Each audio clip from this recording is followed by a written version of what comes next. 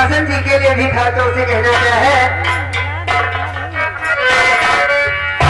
ओ दिल खिलाना चमक के, दिल खिलाना चमक के, ना खेलो मुझे और जिंदगी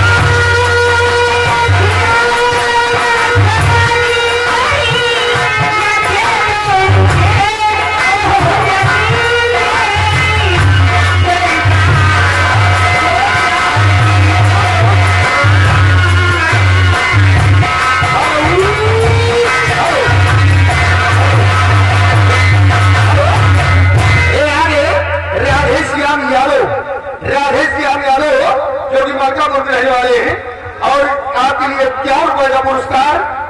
हमारे भैया जी को क्या कहना चाहती है, नाम भूल गई है।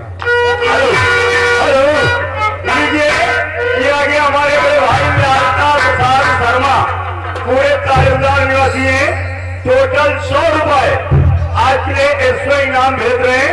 आप हमारे लालता प्रसाद शर्मा जी के लिए क्या कहना चाहती हैं? हेलो यादव, छोटे लाल यादव सहिया के रहने वाले हैं। ये ₹50 आपके लिए स्पेशल पुरस्कार क्या था हमारे भैया जी के लिए।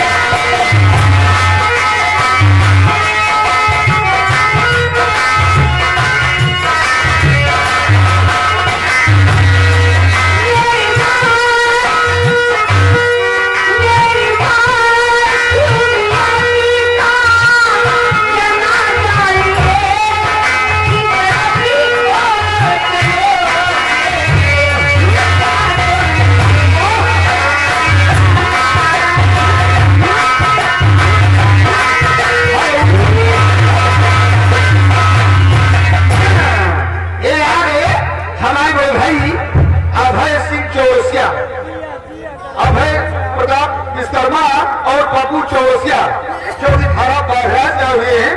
ये मैडम आपके लिए ₹100 का पुरस्कार हमारे सामने खड़े हैं। गाड़ी भरमाई हेरा मोरा कंगना रात झका